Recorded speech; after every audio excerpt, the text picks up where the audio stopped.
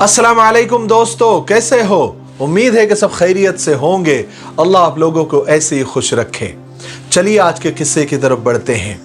قصہ شروع کرنے سے پہلے ایک ضروری بات میں آپ کو بتانا چاہتا ہوں کہ ہمارے نئے چینل وائس آف رشید مفتاحی پر آج ہم نے ایک نیا ویڈیو پھر سے اپلوڈ کر دیا ہے، اور اس میں ہم نے سمجھایا ہے کہ بندش کیا ہوتی ہے اور بندش کی حقیقت کیا ہے۔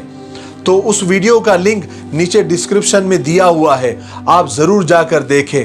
آج کل لوگ نقلی باباؤں اور نقلی عاملوں کے پاس جاتے ہیں نا، اور بولتے ہیں کہ میرا کاروبار ٹھپ پڑ گیا ہے، میرا بزنس ٹھپ پڑ گیا ہے، میری دکان نہیں چل رہی ہے، میرا روزی تنگ ہو گئی ہے، قرضوں کے بوجھ تلے دب گیا ہوں، کہ کوئی کہتا ہے کہ میری اولاد نہیں ہو رہی ہے، کوئی کہتا ہے کہ میری بیٹی کو رشتے نہیں آ رہے ہیں، عمر نکلتی جا رہی ہے۔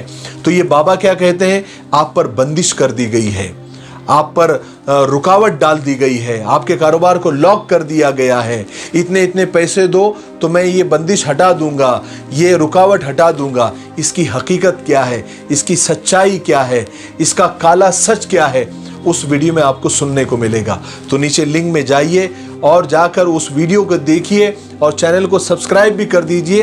آنے والے ویڈیو میں ہم جنات، جادو، کالا جادو، سفید جادو، سب کے بارے میں آپ کو ڈیٹیل میں بتانے والے ہیں، ٹھیک ہے؟ چلیے قصہ سنتے ہیں۔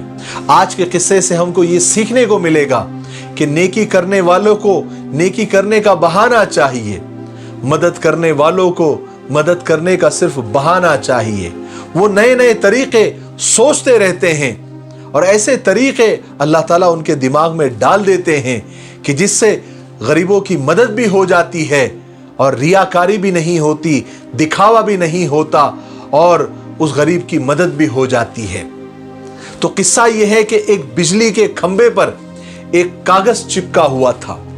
ایک آدمی نے دیکھا تو اس کے قریب گیا، اس کو نکالا اور اس کو پڑھنے لگا۔ تو اس پر لکھا ہوا تھا کہ میرے بھائی، جو بھی اس تحریر کو پڑھ رہا ہے وہ یہ جان لے کہ کل 50 روپے کا نوٹ میرا یہاں گر گیا ہے، مجھے ٹھیک سے دکھائی نہیں دیتا ہے۔ اگر آپ کو وہ 50 روپے کا نوٹ مل جائے تو برائے کرم مجھے پہنچا دے، آپ کی بڑی مہربانی ہوگی، یہ میرا ایڈریس ہے۔ اس کاغذ پر ان کا پورا ایڈریس لکھا ہوا تھا۔ اس آدمی نے جب یہ تحریر پڑھی، یہ لکھا ہوا پڑھا، تو اسے بڑی حیرت ہوئی کہ ایک معمولی 50 روپے کسی کے لیے اتنے ضروری ہے۔ شاید وہ بہت زیادہ ضرورت مند ہوگا، بہت غریب ہوگا۔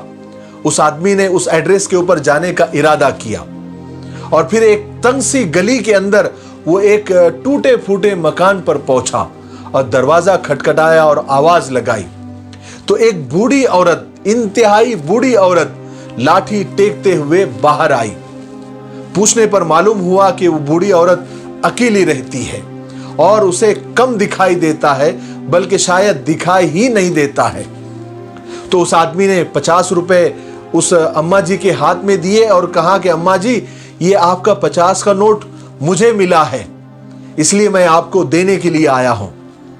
جیسے ہی اس بڑھیا نے 50 روپے کا نوٹ لیا تو رونے لگ گئی اور کہنے لگ گئی، بیٹا، ابھی تک تقریباً 50 لوگوں نے مجھے یہ 50 کا نوٹ لوٹایا ہے، اور یہ کہا ہے کہ یہ نوٹ مجھے ملا ہے۔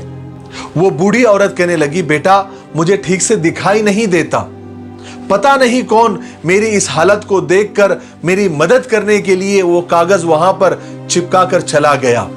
اس آدمی نے بہت اصرار کیا، زبردستی کی، تب کہیں جا کر اس بوڑھی نے وہ 50 کا نوٹ رکھا، لیکن ایک ریکویسٹ بھی کی، ایک درخواست بھی کی کہ بیٹا، وہ کاغذ میں نے نہیں لکھا ہے، میری مدد کے لیے کسی نے لکھ کر وہاں پر چپکا دیا ہے، ذرا جاتے جاتے اسے پھاڑ کر پھینک دینا، مجھے اچھا نہیں لگتا۔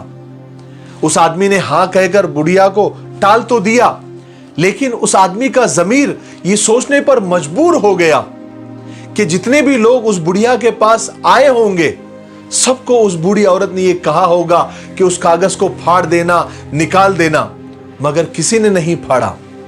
اس کا مطلب یہ ہے کہ اس دنیا میں نیک لوگوں کی اور اچھے لوگوں کی کمی نہیں ہے، اور کتنے غلط ہے یہ تو اللہ جانتا ہے۔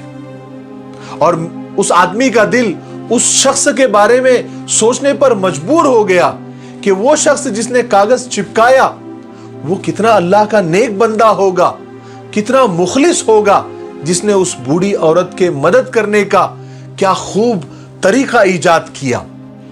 اور ایسے کئی طریقے ہیں کہ جس سے غریبوں کی مدد کی جا سکتی ہے. میرے بھائیوں بہنوں اور دوستوں، آپ بھی یہ نیت کریں، ارادہ کریں کہ آپ بھی غریبوں کی مدد کریں گے، محتاجوں کی مدد کریں گے، مفلسوں کی مدد کریں گے، لیکن ریاکاری کے لیے نہیں، دکھاوے کے لیے نہیں، صرف اللہ کو خوش کرنے کے لیے، اللہ کو راضی کرنے کے لیے، اپنی آخرت، اپنی قبر کے بعد آنے والی جو زندگی ہے اس کو سنوارنے کے لیے.